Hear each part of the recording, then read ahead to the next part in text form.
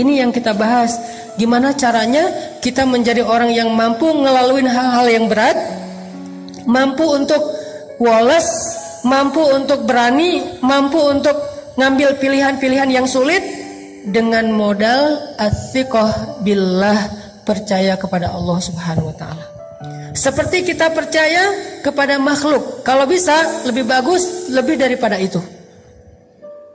Kayak tadi saya percaya ke teman saya, akhirnya jalan, saya percaya kenapa? Dia guide yang handal. Pas misalnya kita ke satu kota yang kita nggak hafal jalannya, didampingin sama dia. Bahkan kalau udah jalan sama dia, kita udah nggak perlu pakai Google Map. Kenapa? Jalan dia itu lebih akurat daripada Google Map kadang-kadang. Kadang-kadang kan Google Map juga dia ngasih jalan yang mungkin udah belum diupdate, ternyata jalan itu udah ditutup. Kenapa ditutup? Lagi ada acara pengantenan. Google Map tahu? Nggak tahu. Kan Google Map nggak mengupdate setiap hari. Dia mungkin sebulan sekali atau entah berapa bulan sekali. Ya Allahu alam, saya nggak ngerti. Beberapa kali saya jalan nih, ditunjukin jalan alternatif yang paling cepat. Masuk kampung dong.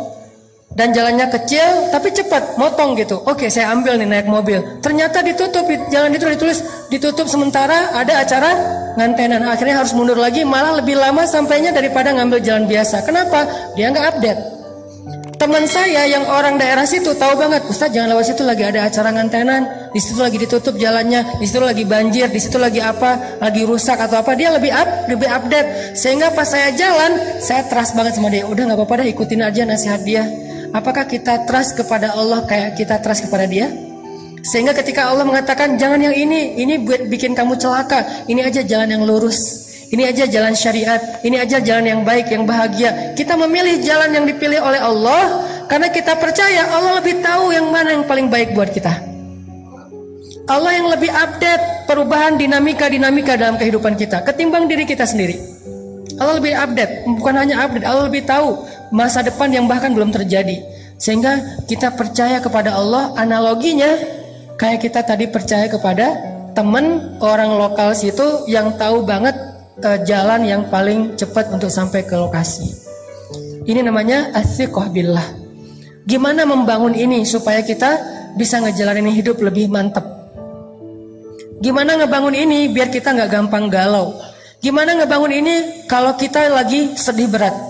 Salah satu penyebab sedih berat itu misalnya saya pernah nanya kayak kuesioner gitu, apa yang bikin teman-teman paling galau? Salah satu jawabannya, yang bikin kita paling galau musibah terbesar itu Ustadz diputusin pas lagi sayang-sayangnya.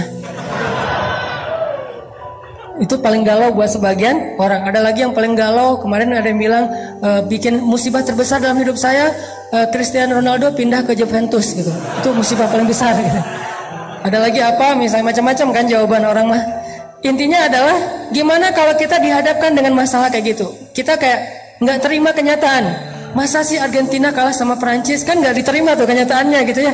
Itu gimana rasanya? Bisakah kita tetap bisa woles? Dan dalam contoh yang lebih rumit mungkin dalam kehidupan kita pribadi, bisakah kita tetap woles? Gimana rasanya? Gimana caranya woles ketika kita di grup? Tadi lagi rame nih di grup WA kita nih. Kita masuk grup geng SMA misalnya, atau geng SMP atau SD atau TK atau playgroup lah, terserah. Jadi ada geng grup nih, satu geng, terus kayak ada yang broadcast sesuatu, yang lain pada respon gitu kan, chat rame apa. Kita ngelihat oh banyak chat nih, kita masuk. Begitu kita komen, yang tadi rame tiba-tiba senyap. Itu gimana perasaannya? Perasaan tadi lagi heboh gitu, segala macam. Ada yang habis masak terus posting, gua masak ini loh. Yang lain pada mau. Pas kita, waduh pinter masak ya, diem. Sekali kayak gitu. Besok heboh lagi, kita komen, diem lagi. Sampai akhirnya diemnya seminggu, 2 minggu, itu grup sepi. Ternyata apa yang terjadi? Mereka bikin grup baru, dan cuman kita doang yang gak dimasukin ke grup itu. Itu gimana perasaan kita? Kan sakit hati banget ya. Itu benar-benar wah kecewa banget lah. Akhirnya kita bukan hanya live group, kita del semua kontak mereka. Cuman satu kontak yang udah di del tapi masih keinget. Gak bisa move on soalnya. Jadi di del dari handphone tapi di dalam benak masih keinget aja. Kenapa? Soalnya dulu saya yang beli kartu prabayarnya. Intinya teman-teman, gimana kita mengkondisikan rasa di hati kita kalau kita lagi diuji kayak gitu. Kalau kita lagi diuji dengan ujian zulzilu, diguncang perasaan kita dengan celaan orang, dengan makian orang, dengan teman-teman yang ngejutekin kita, dengan teman-teman yang ngebully kita, dengan teman-teman yang ngediamin kita di grup dan seterusnya, dengan teman-teman yang tiba-tiba unfollow kita, dengan teman-teman yang tiba-tiba nge-haters kita di komen. Gimana kita ngejalaninya?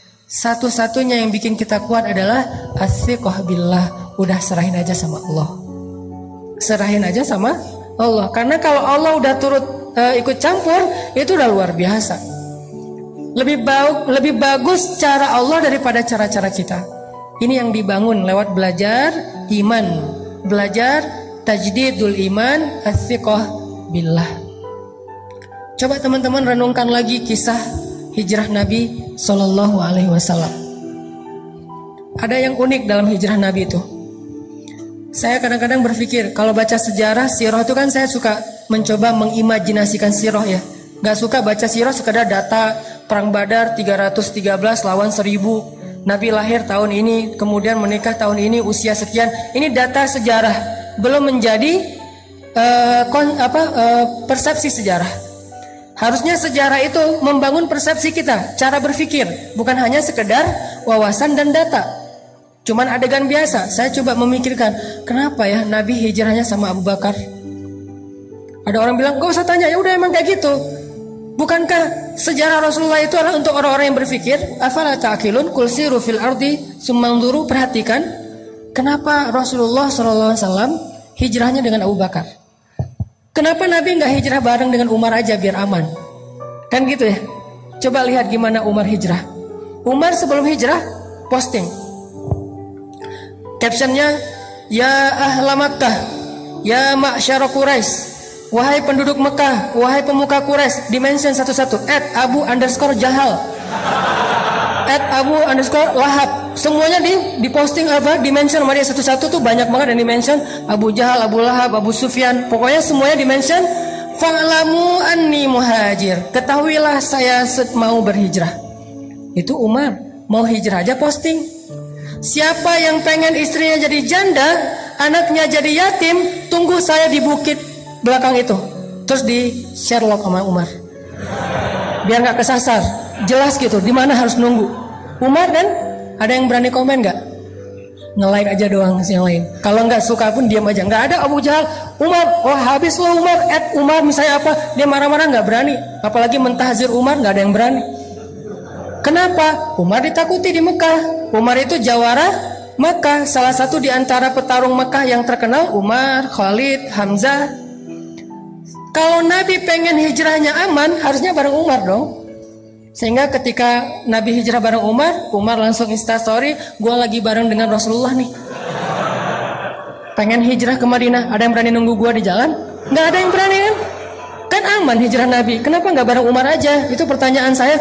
Wah, kenapa nggak dengan Umar ya? Kalau kayak gitu kan Umar aman banget, hijrahnya serombongan, nggak ada yang berani nungguin, semuanya mulus jalannya. Kenapa nggak dengan Umar? Atau kalau Umar mungkin bukan keluarga Nabi, walaupun nanti jadi sahabat dekat, kenapa nggak dengan Hamzah, yang secara status di Mekah sama kayak Umar, ditakuti, jawara juga, pemanah ulung, pemburu, hunter.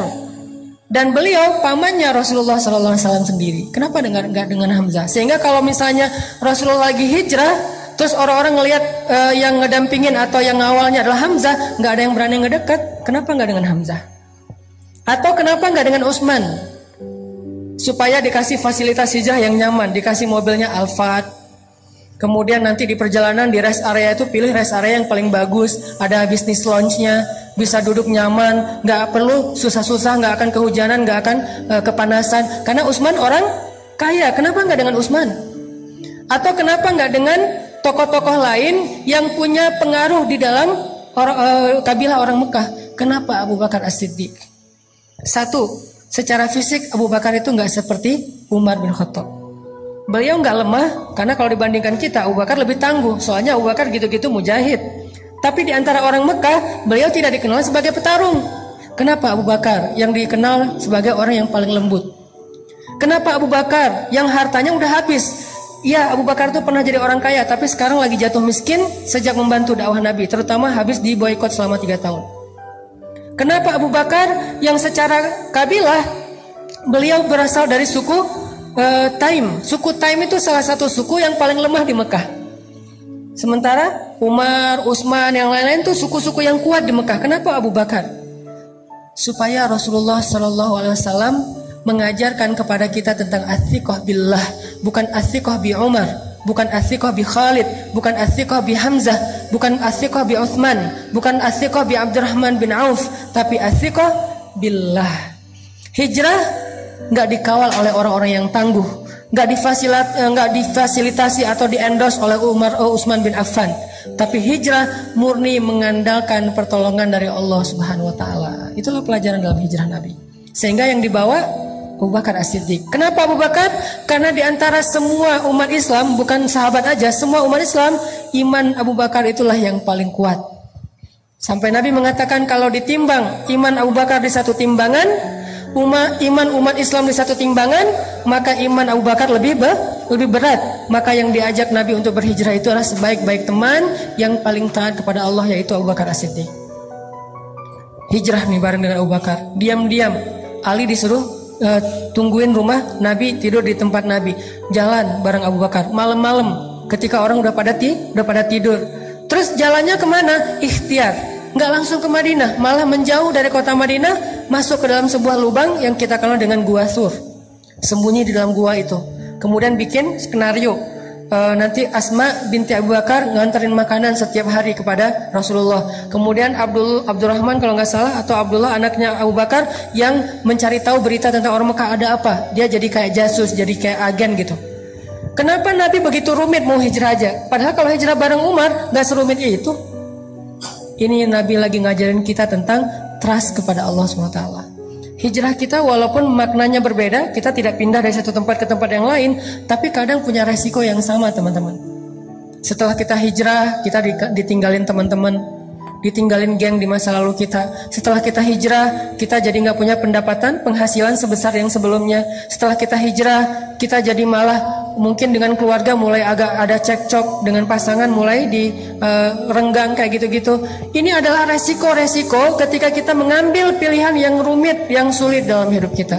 Apakah kita berani melakukannya karena athiqah billah, percaya kepada Allah?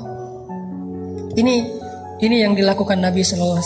Sehingga ketika beliau sembunyi di dalam gua Sur, kemudian Abu Jahal mengumumkan, kata Abu Jahal, siapa yang bisa membawa pulang Muhammad hidup atau mati, maka akan aku hadiahkan 100 ekor onta. Kalau 1 ekor onta harganya 100 juta, berarti berapa? 10 miliar ya. Akan aku hadiahkan minimal nih, karena harga onta yang dipakai untuk ke luar negeri itu di atas 100 juta. Kalau yang 40 juta, 50 juta itu onta potong. Yang onta juga ada onta kampung, ada onta potong.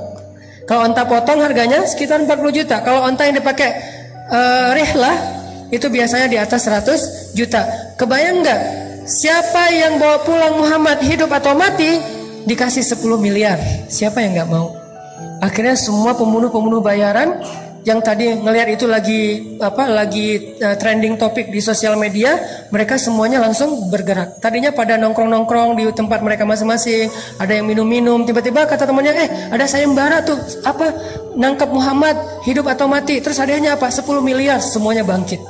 Serentak semua pembunuh bayaran di kota Mekah mencari Rasulullah SAW. Gimana rasanya? Dicari oleh pembunuh bayaran. Kalau ketemu, antara dibawa hidup ataupun dalam keadaan mati. Nyari. Salah satu pembunuh bayaran paling legend yang ada di Mekah namanya Suraqah bin Malik. Itu paling legend. Gimana legendnya? Gak ada yang gak kenal Suraqah. Kalau Suraqah udah muncul, pada kayak bisik-bisik, Suraqah. Kenapa? Saking legendnya. Suraqah dekat, ada yang foto diam-diam. Wah, gue bareng Suraqah, padahal Suraqah juga nggak tahu apa-apa gitu ya. Saking pengen nambah followers misalnya, wah gue ketemu pembunuh bayaran yang paling legend. Kayak kalau selama ini mungkin ada beberapa yang dulunya pernah jadi ketua mafia, ketua geng, ketua preman di beberapa daerah, terus udah hijrah, udah taubat, dianggap sebagai legend kan. Kadang-kadang wawancara gitu, walaupun udah taubat Kalau dia datang ke sebuah warung kan langsung hening tuh warung. Kenapa? Wah, ada fulan misalnya gitu kan ya. Akhirnya pada kayak respect gitu, kayak segan misalnya. Itulah Suraqah. Terkenal sebagai pembunuh bayaran paling legend di kota Mekah. Dia tahu jejak banget. Dia pembaca jejak. Dia bisa tahu nih jejak udah berapa lama ngelewat jalan ini. Kalau masih basah mungkin beberapa menit yang lalu. Kalau udah kering mungkin udah seharian. Berarti jarak mereka sekarang udah sekitar berapa kilo. Bahkan Suraqah bisa tahu jejak onta atau kuda yang di atasnya itu laki-laki atau perempuan, orang dewasa atau anak-anak, duduknya normal atau meronta-ronta sebagai tawanan perang. Dia bisa tahu jejaknya acak, ancur atau jejaknya rapih. Jadi kalau di atasnya meronta-ronta, jejaknya agak acak gitu. Dia bisa tahu banget dan kemana arahnya. Sehingga kalau Suraqah udah keluar dari sarangnya, sulit untuk selamat dari pengejaran Suraqah. Itu sama lebih dahsyat daripada mungkin anjing pelacak atau siapa yang jago-jago kayak gitu. Ini Suraqah. Wah, Suraqah heboh kota Mekah. Suraqah mencari Muhammad. Jadi trending topik di Twitter semuanya ngomongin Suraqah nyari Muhammad, Suraqah nyari Muhammad. Semua orang heboh, viral di mana-mana. Akhirnya Nabi dengan Abu Bakar sembunyi di dalam Gua Thur. Beneran ternyata Suraqah akhirnya datang ke Gua Thur, berdiri bersama sekelompok para pemburu tepat di mulut gua. Dan Nabi ada di bawah kaki mereka. Kalau mereka ngelihat ke bawah kakinya sedikit aja, udah ketahuan tuh Nabi dengan Abu Bakar di dalamnya. Waktu itu Abu Bakar galau. Gimana pun Abu Bakar soleh, beriman, orang yang siddiq, tapi beliau manusia. Sedikit-sedikit kadang-kadang muncul sifat manusianya galau. Abu Bakar bukan penakut. Abu Bakar tidak takut atas keselamatan dirinya. Abu Bakar takut akan keselamatan kekasihnya Rasulullah SAW. Sehingga Abu Bakar bilang, ya Rasulullah, gimana ini? Kalau nanti mereka ngelihat ke bawah kaki mereka, kita ketahuan, nanti Rasulullah ditangkap. Sementara mereka ada ratusan orang, semuanya senjata lengkap, dan itu pemburu bayaran. Mereka itu pembunuh, sementara kita nggak punya senjata apa-apa. Gimana ya Rasul? Gimana? Kita cuma berdua, mereka banyak. Nabi dengan tenang menasihati Abu Bakar dengan kata-kata apa? Ya Abu Bakar, ma zannuka bisnain, Allahu salisuhuma. Ya Abu Bakar, kenapa kamu pikir kita cuma berdua? Bukankah Allah yang ketiga? Coba nasihat Rasulullah SAW. Ya Abu Bakar, ma zannuka bisnain, Allahu salisuhuma. Kenapa kamu berpikir kalau kita tuh cuma berdua, Abu Bakar? Kalau berdua oke, kita takut, tapi bukankah Allah yang ketiga? Baru Nabi mengatakan, la tahzan, innallaha ma'ana. Jangan khawatir Abu Bakar, Allah bersama kita. Seketika itu juga Abu Bakar tenang. Ala bidzikrillah. Ini arti dari ayat tersebut. Ala bidzikrillah tatma'innul qulub. Bukankah ketika kita mengingat Allah hatinya harusnya menjadi tenang? Itu ciri orang yang beriman. Ketika kita galau, tenang aja ada Allah. Tenang berarti masih beriman. Ketika kita ada sesuatu yang membuat kita khawatir, resiko atau ancaman, tiba-tiba kita bilang, ya udah deh, serahin aja sama Allah. Tenang, berarti dia orang yang beriman. Kenapa? Innamal mu'minun idza dzukirallahu wajilat qulubuhum wa idza tuliyat 'alaihim ayatuhu zadatuhum imana wa 'ala rabbihim yatawakkalun. Orang beriman kalau disebut nama Allah langsung tergerak hatinya untuk makin mantap. Wajilat itu hatinya bergairah kembali. Yang tadi itu udah kayak udah mau mati tuh, hatinya udah lemah, tiba-tiba bergairah lagi, detak jantungnya udah mulai normal lagi. Kenapa? Ada nama Allah. Terus kalau dibacakan ayat-ayat nasihat, misalnya la tahzan innallaha ma'ana, terus ayat yang lain tabarakalladzi biyadihil mulk, dan seterusnya, dia bertambah zadatuhum imana, makin yakin sama Allah. Hasilnya apa? Wa 'ala rabbihim yatawakkalun. Ya udah, serahin aja deh sama Allah. Itu mukmin. Sehingga Abu Bakar awalnya galau dikit terhadap keselamatan Rasulullah. Rasulullah mengatakan, ya Abu Bakar, ma zannuka bisnain, Allahu salisuhuma. Kenapa kamu pikir kita cuma berdua, Abu Bakar? Kan ada Allah yang ketiga. La tahzan, innallaha ma'ana. Gak usah khawatir Abu Bakar, Allah bersama kita. Langsung tenang Abu Bakar. Inilah teman-teman yang disebut dengan athiqah billah. Bisakah adegan ini kita terjemahkan dalam kehidupan kita sehari-hari? Dalam semua masalah kita, pilihan hidup, kemudian rasa tidak nyaman di dalam hati, kekhawatiran kita tentang masa depan, ketika kita lulus kuliah mau kerja apa, ketika kita mungkin dikeluarkan dari sebuah pekerjaan, atau kita harus memilih resign duluan karena nggak cocok dengan pekerjaan itu, atau yang sekian banyak. Apakah kita bisa diingatkan dengan nama Allah oleh seseorang, pasangan mungkin, teman mungkin? Kalau istri kita bilang, "Pak, gak usah khawatir, Allah tahu apa yang papa lakukan. Allah pasti bersama papa." Alhamdulillah, tenang jadinya ya.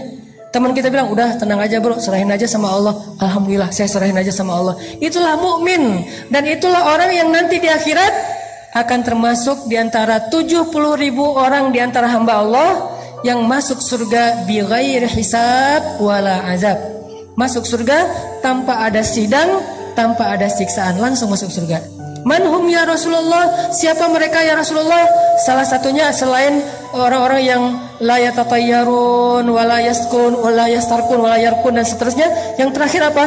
Wa ala rabbihim yatawakkalun, orang yang selalu berserah kepada Allah SWT. Athiqah, percaya sama Allah. Bisa nggak teman-teman kita kayak gitu dalam hidup kita? Seberapa kuat percaya kita sama Allah? Cara ngukurnya gini. Kalau saya ambil benda kayak gini nih, dalam keadaan normal, ini buah salad, saya lempar ke atas, ada nggak teman-teman yang masih berpikir buah ini nggak akan jatuh ke bawah? Kalau saya lepaskan ini, kira-kira ada yang berpikir nggak akan jatuh Ustaz, saya ragu itu bisa jatuh. Ada? Ada yang meragukan bahwa ini akan jatuh ke bawah? Tidak kan? Semua kita yakin yang namanya benda kalau kita lempar ke atas pasti jatuh ke bawah. Seberapa besar yakin kita terhadap benda itu pasti jatuh ke bawah? 90%? 100%? Sekarang coba bandingkan dengan yakin kita kepada Allah. Harusnya yakin kita kepada pertolongan Allah seyakin kita kepada benda yang kalau dilempar pasti jatuh ke bawah. Gak mungkin gak? Kalau bisa lebih dari itu lebih keren. Segitu aja tuh udah keren. Bisa nggak kita segitu yakinnya sama Allah? Tenang aja udah, kalau sama Allah beres. Kalau sama Allah gampang. Kalau sama Allah pasti bagus. Kalau sama Allah itu pasti ada jalan keluar. Kalau sama Allah itu pasti bahagia. Kalau sama Allah itu yakin. Saya yakin benda yang kalau kita lempar ke atas pasti jatuh ke bawah. Tidak ada satu ruang dan celah pun untuk ragu. Itu baru athiqah billah. Kalau kita udah ada di tahapan itu, kita akan melihat banyak sekali keajaiban-keajaiban Allah terjadi dalam hidup kita. Sampai ke tingkat seperti itu. Nanti kalau udah sampai di situ, baru kita latih lebih dari itu. Sehingga para sahabat radhiyallahu anhum, kalau Nabi nanya sesuatu kepada mereka, jawaban mereka selalu Allahu wa rasuluhu a'lam.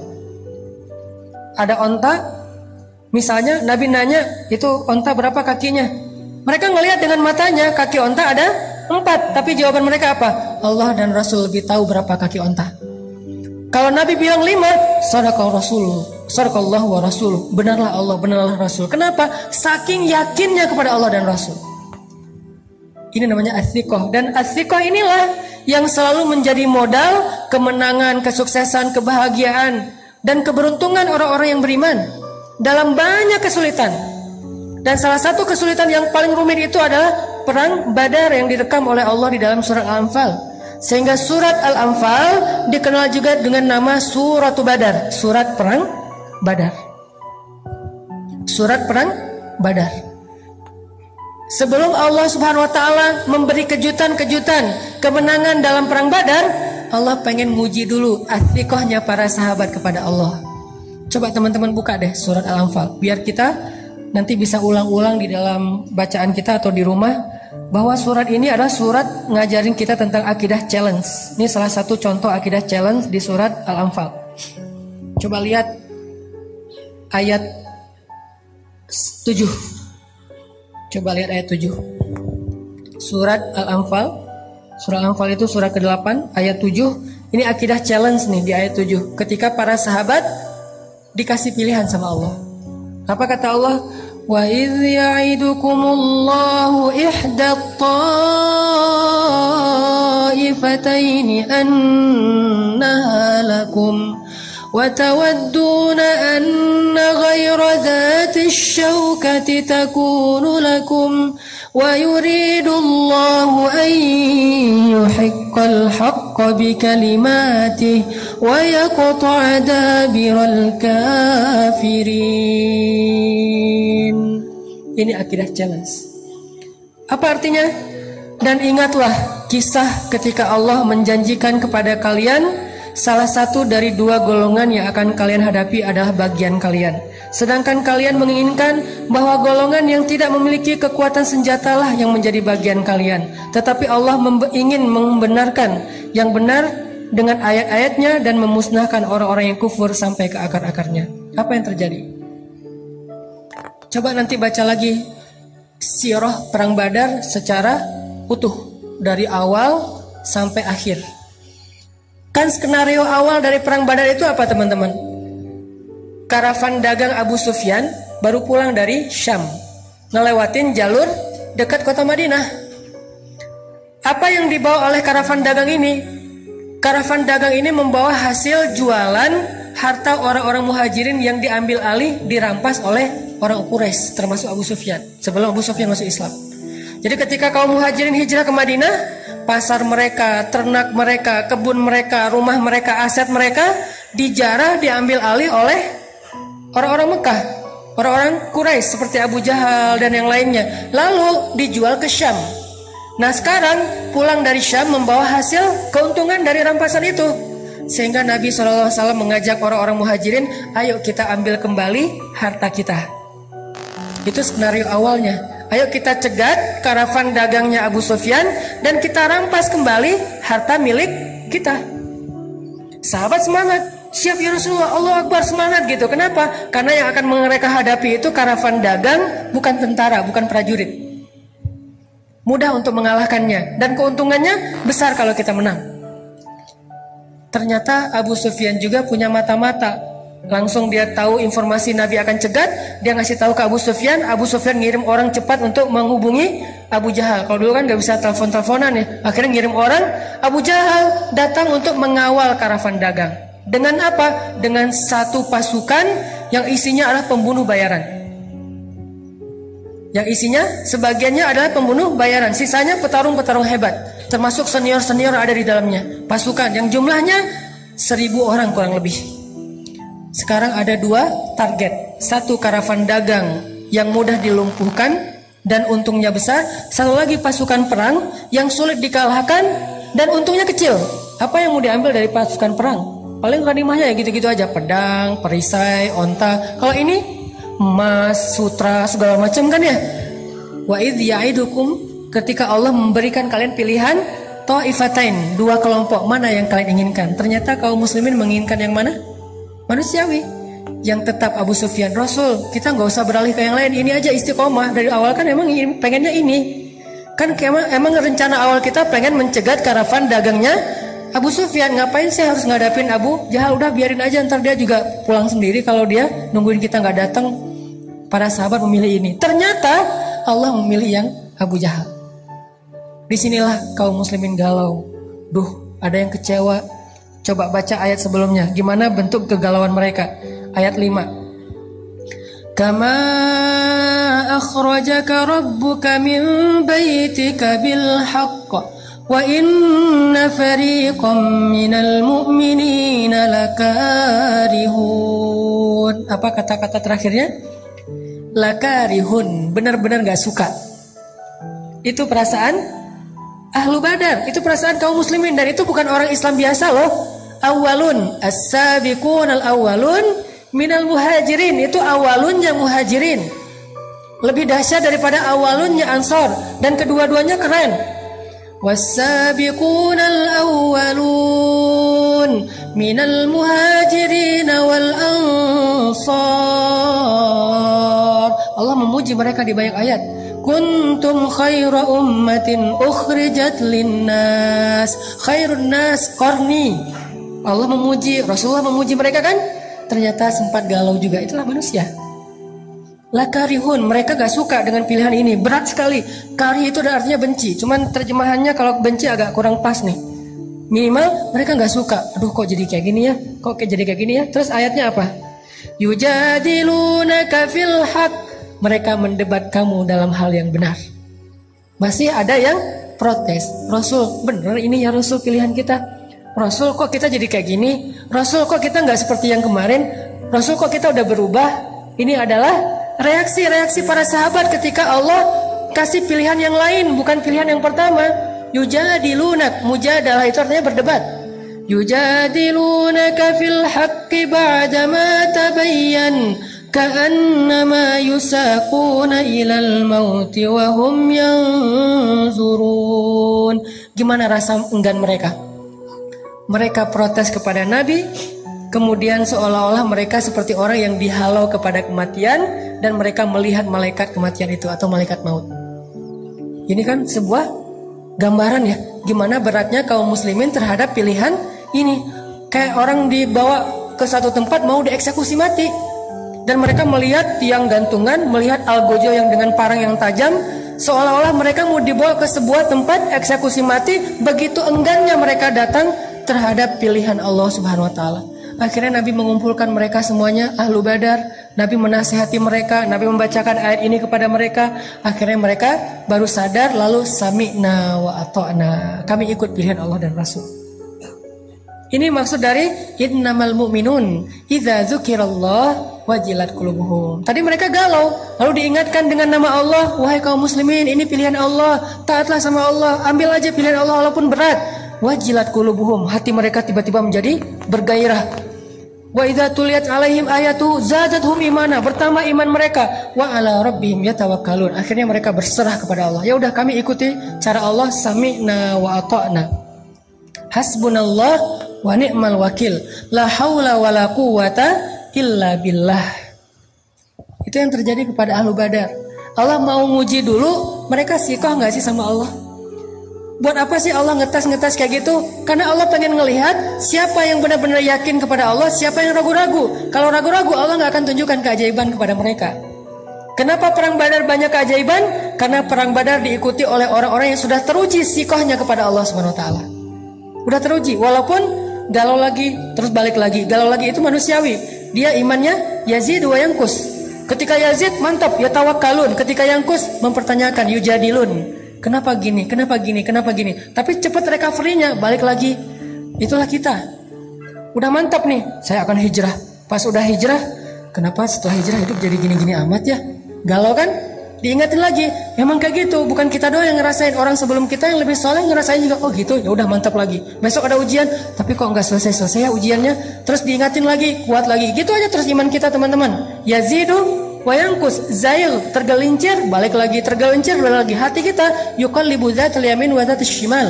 Dia kadang-kadang ke kanan, kadang-kadang ke kiri. Itulah butuhnya tajdidul iman sepanjang perjalanan hidup atau sepanjang perjalanan proses hijrah. Harus diperbaharui. Salah satu cara memperbaharui iman, duduk dalam majelis-majelis nasihat dari ulama. Kita nggak harus hafal apa yang disampaikan ustadz. Kita nggak harus hafal ayat-ayatnya, hadis-hadisnya. Minimal tambah iman, liyazdadu imanan ma'a imanihim. Setelah kita mendengarkan nasihat itu, baru nanti mantap lagi nih. Sahabat juga galau, sekelas muhajirin awalun aja galau. Akhirnya berangkat. Sekarang pasukannya dialihkan ke arah Abu Jahal. Jalan terus sampai di sebuah area namanya daerah Badar. Orang-orang kafir Quraisy dapat spot yang ada mata airnya.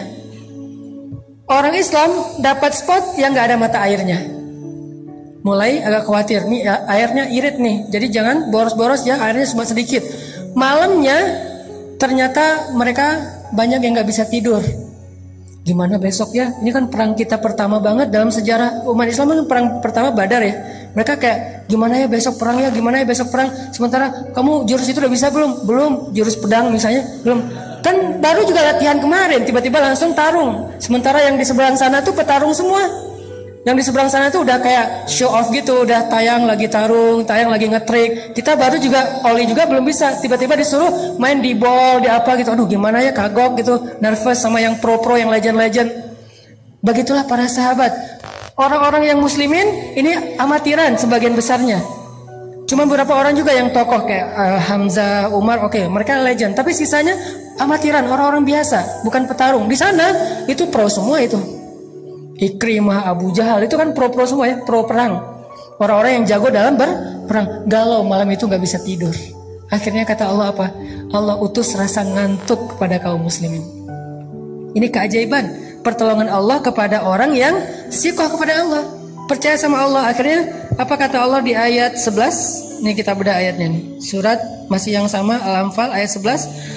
Idh yughashshikumun nu'asa amanatan min.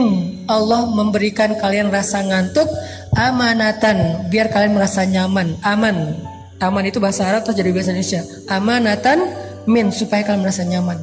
Tiba-tiba semuanya nguap-nguap, ngantuk, tidur, kecuali 2 orang yang masih terjaga.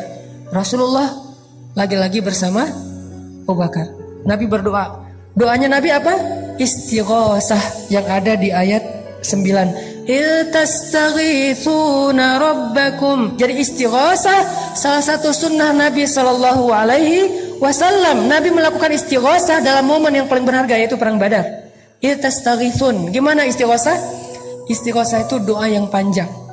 Saking seriusnya Nabi berdoa, angkat tangannya tuh bukan gini, tapi gini. Pernah nggak doa gini? Saya pernah sekali pas minta jodoh dan berhasil. Jadi kadang-kadang doa ada yang nggak pakai ngangkat tangan, kayak doa sehari-hari naik kendaraan atau apa. Ada doa yang pakai angkat tangan, ada yang doa setinggi-tingginya, ada yang doa dengan telunjuk. Kalau doa dengan telunjuk bukan nunjuk-nunjuk Allah, ya Allah kasih loh ya, harus ya, bukan. Dengan telunjuk itu maksudnya cuman kepada Allah saya berharap. Itu maksudnya. Jadi apa? Psikologi Arab dengan Indonesia tuh beda dalam masalah telunjuk. Kalau kita kan kayak nyuruh-nyuruh ya. Karena ada ya Allah bukan ya Allah harus ya. Nih benar ya, bukan. Tapi ya Allah iyyaka na'budu wa iyyaka nasta'in, itu maksud dari nelunjuk. Jadi Nabi kadang berdoa nggak angkat tangan, kadang berdoa mengangkat tangan, kadang berdoa sampai angkatnya tinggi, kadang menelunjuk. Semua itu sunnah Nabi, tidak perlu dibenturkan antara satu dengan yang lain. Semuanya bisa dilakukan. Dan waktu itu Nabi beristighosah, mengangkat tangan setinggi mungkin sampai ridha beliau jatuh, diangkat lagi oleh Abu Bakar, jatuh lagi, menangis semalaman. Sementara sahabat semuanya tertidur pulas gara-gara Allah menenangkan mereka dengan ngantuk. Ini pertolongan. Jadi kalau kita serahin urusan kita kepada Allah, Allah akan nolong kita. Pertama yang ditolong apa? Jiwa kita. Ketika kita punya masalah, yang akan pertama Allah lakukan bukan diselesaikan masalah kita, tapi dikuatkan hati kita. Itu kalau kita percaya sama Allah. Sehingga orang di luar yang gak paham ngelihat, dia udah capek berdoa, masalahnya masih gitu-gitu aja, gak selesai, dia gak tahu. Kalau dia ngadapin masalah itu mungkin dia udah KO dari awal. Tapi kenapa orang ini kuat? Karena Allah kuatkan hatinya. Itulah pertolongan Allah yang pertama. Jadi bisa dibilang UGD-nya. Jadi penanganan pertamanya ketika dimasukin ke UGD itu, kalau kita langsung diinfus, langsung kayak ada apa jantungnya atau diapain gitu, penanganan awal, itulah yang dilakukan Allah ketika kita dalam keadaan darurat. Yang pertama ditolong itu adalah jantung kita. Gimana menolong jantung? Dikuatkan hati kita dalam menghadapi masalah itu. Bukan segera masalahnya selesai. Karena kayak kita sakit juga nggak langsung sembuh pas datang ke UGD sembuh, enggak. Tapi jantungnya diselamatkan dulu, nafasnya diselamatkan dulu, kemudian darahnya diselamatkan dulu. Nanti sembuhnya setelah seminggu. Tapi minimal dia udah ditolong gitu. Nah Allah juga nolong kita kayak gitu teman-teman. Di awal ketika kita percaya sama Allah, ya Allah saya lagi ada masalah, tapi Engkau lah yang maha kuasa atas segala sesuatu. Saya tenang ada Engkau ya Allah. Saya mengandalkan Engkau banget ya Allah. La haula wala quwata illa billah. Hasbiyallahu wa ni'mal wakil. Udah, setelah itu Allah akan tolong hati kita. Gimana ditolong hati? Kalau dalam konteks surat Badar, mereka tertidur semuanya, tenang hatinya. Kita juga bisa gitu kadang-kadang. Kenapa ya akhir-akhir ini saya gampang ngantuk? Soalnya habis diputusin. Jadi gampang ngantuk, itu cara Allah. Soalnya habis lagi banyak utang, jadi tidur aja kerjaannya. Soalnya misalnya lagi banyak yang ngebully, akhirnya dia gampang tidurnya nyenyak. Malah makin dibully makin nyenyak tidurnya. Kenapa? Sebelum tidur minum Neozap misalnya. Yang jelas tidur kadang adalah solusi dari Allah untuk hamba-hambanya, sehingga dia dibikin tenang. Salah satu yang dikasih solusi tidur siapa? Ashabul Kahfi. Allah tidurkan mereka. Ternyata yang ditidurkan tuh bukan cuma Ashabul Kahfi, Ahlu Badar juga ditidurkan oleh Allah. Ini ayatnya. Idh yughashshikumun nu'asa amanatan min. Cuman tidurnya nggak sampai 300 tahun. Tapi pesan moralnya sama, tidur yang membuat mereka nyaman, amanatan, menjadi tenang mereka. Selesai sudah masalahnya? Belum. Setan juga nggak nyerah teman-teman. Habis itu setan datang dalam mimpi mereka. Jadi tadi setan nggak bisa yuwaswis ketika mereka sadar karena Allah bikin mereka ngantuk. Sekarang setan yuwaswis ketika mereka tidur. Masuk dalam mimpi mereka satu-satu setan. Kan setan itu ya jerima jerodam kan? Dia ngalir dalam aliran darah manusia. Dia bikin mimpi sahabat tuh jadi mimpi basah. Maaf. Akhirnya sebagian besar sahabat malam itu saking nyenyaknya tidur bangun-bangun dalam keadaan janabah junub. Mimpi basah. Siapa yang ngerjain itu? Setan. Kok usah nyalahin setan? Emang salah? Salahnya apa? Siapa suruh jadi setan? Satu-satunya suuzon yang berpahala adalah suuzon kepada setan. Dan satu-satunya husnuzon yang berdosa adalah husnuzon kepada setan. Ustaz jangan salahin setan, kasihan. Setan gak ada apa-apa kok. Enggak, itu husnuzon kepada setan gak boleh. Harus suuzon. Kayak Yusha, muridnya Musa, ketika jalan touring bareng dengan Musa mau nyari guru kan, Khidir. Terus tiba-tiba di tengah jalan ikan yang dipegang sama Yusha berenang lagi padahal udah mati. Terus Yusha lupa nyeritain itu ke Musa. Jalan pas udah lapar, Musa bilang mana ikan kita? Aduh saya lupa. Apa kata-kata Yusha dia dalam ayat itu? Wa ma ansanihu illa asyaitanu an adzkurah. Tidak ada yang membuat saya lupa akan peristiwa itu kecuali setan tuh, kata Yusha. Apakah Musa bilang, kok kamu nyalahin setan sih, nyari kambing hitam deh? Enggak kan? Kenapa? Karena setan emang untuk disalahin. Jadi ketika ada dua orang, teman sahabat, cowok cewek dan bukan mahram ya, mereka salah satunya misalnya si cowoknya nelfon, aku antarin ya,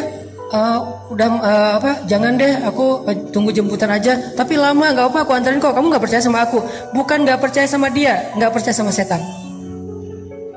Jadi kalau kita menjaga hubungan kita jarak dengan lawan jenis, walaupun dia sahabat karib kita, ipar kita, sepupu kita, kita bukan nggak percaya sama dia, kita percaya banget sama dia, tapi kita nggak percaya sama setan. Itu analogi berpikirnya. Sehingga jangan sampai kita menganggap teman kita yang nggak mau jalan bareng kita, nggak mau semobil dengan kita, seolah-olah dia kayak ngeraguin kita. Bukan. Jangan suuzon dulu, jangan menjudge. Karena dia sangat yakin sama kita, sangat percaya sama kita, tapi dia sangat ragu kepada setan yang ada di antara kita. Sehingga dua orang yang sama-sama soleh bisa aja tergelincir bukan karena niat buruk, tapi karena mereka memberi kesempatan kepada setan untuk menggoda mereka. Akhirnya setan datang, sahabat pada mimpi basah, janabah, pas bangkit dari tidurnya mereka harus mandi junub. Sementara air kurang. Ini gimana nih, kita harus mandi junub tapi nggak ada air. Mulai galau yang kedua nih, galau yang ketiga. 3 kali galau. Gimana kita akan berperang? Katanya ini perang suci tapi kita kotor. Katanya kita akan menghadapi musuh sementara kita juga najis. Gimana ini? Galau berat. Akhirnya Allah turunkan apa teman-teman? Hujan. Luar biasa ya cara Allah nolong. Coba lihat ayatnya. Masih ayat 11. Wa yunazzilu 'alaikum minas samaa'i ma'an liyutahhirakum bih wa yudhhiba 'ankum rijzasy syaitan. Allah turunkan air dari langit sehingga para sahabat tiba-tiba langsung bisa mandi janabah di bawah hujan dan mereka bertakbir Allahu Akbar, Allahu Akbar. Dan hujan itu anehnya lokal banget, cuman di campnya para sahabat doang. Camp seberang tuh nggak hujan. Yang camp seberang gini aja, kok di sana hujan sih? Yang di sini hujan, di sana kering. Itu kayak gitu banget cara Allah ngasih rezeki ya. Keajaiban ini muncul gara-gara dari awal mereka sudah lulus ujian ats-tsiqah billah. Jadi kalau kita memulai satu urusan kita dengan tsiqah billah, udah serahin aja, lika-likunya tuh Allah ya akan ngasih kejutan. Banyak banget kejutan-kejutan indah. Udah selesai di situ belum? Udah pada mandi, udah pada segar, malah lebih segar daripada sebelum tidur gitu ya. Udah segar banget. Pas mau menghadapi musuh, mereka ngelihat musuh ini tangguh-tangguh dengan, kan kaum muslimin dalam perang Badar yang pakai kuda itu cuma 2 orang kalau nggak salah, sisanya jalan kaki. Sementara musuh sebagian besarnya pakai kuda dan onta, pakai perisai, pakai baju besi, pakai pedang yang lebih panjang, lebih gede daripada kaum muslimin. Kan gentar juga nih ngelihat musuh yang gagah-gagah. Gagah-gagah juga ya. Akhirnya apa? Allah tolong lagi. Tiba-tiba pas mereka ngelihat ke langit, mereka ngelihat barisan cewek-cewek, maaf, bukan, barisan malaikat. Barisan malaikat berbaris di langit. Jangan lihat ke atas. Saya aja yang udah punya pasangan, insya Allah aman. Ntar gak dibukain pintu. Ternyata pas ngelihat ke langit, itu udah banyak barisan malaikat. Jadi menurut saya perang Badar yang paling benar itu logikanya bukan 300 lawan 1000. Karena kaum muslimin itu bukan 300 orang, 300 orang plus 1000 malaikat. Jadi perang Badar itu yang benar adalah 1300 lawan 1000. Karena ditambah malaikat. Sebetulnya satu malaikat juga cukup loh kalau kita mau berpikir logis ya. Allah ngapain sih banyak-banyak, ngirim satu aja udah cukup lah. Untuk ngalahin musuhan cuma dihembus aja kan habis ya. Kenapa sampai 1000? Karena tujuan malaikat diturunkan bukan cuma untuk membunuh musuh, tapi menenangkan kaum muslimin. Kayak gitu banget kan Allah memperlakukan orang yang beriman. Dikirim 1000 malaikat yang turun berduyun-duyun, pakai ikat kepala hijau, kemudian pakai jubah putih, kemudian mereka menyambar dengan cepat seperti angin, sehingga kaum muslimin ngeliat, perang belum mulai kok udah pada duluan sih, malaikat duluan yang jalan. Aktif banget nih malaikat gitu ya, luar biasa. Sehingga kaum muslimin ya udah deh, ngopi-ngopi dulu kalau bahasa kita ya. Udah duluan malaikat aja kalau bahasa kita nih. Jadi intinya kayak gitu banget Allah memperlakukan kaum muslimin. Kenapa? Athiqah billah. Pokoknya udah serahin aja sama Allah, hidup kita bakalan nyaman banget. Didoain malaikat, ditolong malaikat, disupport sama malaikat, di like sama malaikat, di repost sama malaikat, di mention sama malaikat dalam analogi sosial media kita. Itu banget kalau kita percaya sama Allah. Tapi begitu kita athiqahnya berganti kepada logika, kita lebih yakin kepada hitung-hitungan matematika kita, maka hilanglah semua peluang kita untuk melihat keajaiban dalam hidup kita. Bisa dibilang perang Badar itu hampir kaum muslimin tuh gak ikut perang. Cuman dikit doang perangnya, sisanya malaikat yang sebetulnya berperang. Coba nanti baca kisah perang Badar dari angle musuh. Jadi yang dibaca jangan cuman versi orang Islamnya, jangan cuman versi riwayat kita. Coba baca Nat Geo-nya mereka deh. Nat Geo-nya musuh. Ternyata menurut musuh-musuh yang nantinya akhirnya masuk Islam, mereka bilang, alhamdulillah saya selamat hari itu. Itu kejadian luar ngeri banget. Waktu itu saya berada di pasukan musuh, saya belum dapat hidayah. Ketika kita akan berperang dengan kaum muslimin, yang kita lihat itu bukan kaum muslimin, tapi deretan makhluk yang memakai ikat kepala hijau. Mereka turun dari langit menyambar kami. Tiba-tiba saya menutup kepala dan mata saya hanya mendengar teriakan teman-teman saya yang dipenggal oleh para malaikat. Ketika saya membuka mata saya melihat tubuh teman-teman saya sudah terkapar di atas tanah. Itu kerjaan siapa? Bukan kerjaan kaum muslimin, malaikat. Kaum muslimin datang udah beres. Aduh, gak beres. Beres nih, diberesin sama malaikat. Kenapa? Athiqah billah. Percaya aja sama Allah, beres. Gak ada yang sulit kalau Allah udah ikut campur. Inilah pentingnya kita ngandelin Allah dalam masalah kita, dalam hidup kita, dalam hajat-hajat kita, dalam cita-cita kita. Saya punya cita-cita secara pribadi dalam urusan dakwah yang 3 tahun yang lalu orang menganggap itu berlebihan. 3 tahun yang lalu orang menganggap itu nggak mungkin. Salah satunya adalah gimana menghijrahkan teman-teman motor. Kalau dulu namanya geng motor, kalau sekarang udah jadi ormas. Gimana pemerintah juga nggak bisa segala macam. Alhamdulillah bukan karena saya hebat, karena Allah terlibat. Akhirnya Allah bujuk hatinya, Allah ikat hatinya. Tiba-tiba mereka jadi senang kepada masjid, senang kepada ilmu, senang kepada ta'lim. Itu kenapa? Karena kita melibatkan Allah. Program pemerintah kalau nggak melibatkan Allah susah. Program sosial nggak melibatkan Allah susah. Gimana pun teorinya rumit. Pemerintah bikin regulasi apa segala macam untuk masalah sosial apa susah. Termasuk nanti mempersaudarakan 2 supporter bola yang sering tarung. Itu nggak cukup dengan program pemerintah, nggak cukup dengan program dari PSSI, nggak cukup dengan program Menteri Sosial. Harus pakai program dakwah. Kenapa? Di dalam program dakwah lah Allah terlibat. Dan mereka semuanya punya hati. Dan yang memegang hati mereka itu jemari-jemari Allah. Jadi kalau pengen hati mereka diikat, fa'allafa baina qulubikum fa'asbahtum binikmati ikhwana. Caranya gimana? Wal takum minkum ummatun yad'una ilal khair wa ya'muruna bil ma'ruf wa yanhauna 'anil munkar. Lewat dakwah itu keajaiban terjadi. Jadi saya percaya banget nih, antara beberapa supporter bola di Indonesia yang selama ini mungkin sering ada masalah, bisa diikat hati mereka bahkan jadi ikhwana, bersaudara Dengan media dakwah. Kenapa? Di dalam media dakwah itu Allah terlibat untuk menggenggam hati hamba-hambanya. Buktinya, berapa ratus tahun orang-orang Aus dengan Khazraj berperang di Madinah. Tiba-tiba datang Nabi, dengan izin Allah mereka menjadi Ansor. Gimana antara Muhajirin dan Ansor yang gak saling kenal tiba-tiba menjadi lebih erat daripada saudara kandung? Siapa yang bekerja di balik ini semuanya? Allah Subhanahu wa Ta'ala. Ternyata banyak hal yang gak mungkin terjadi, mungkin banget buat Allah.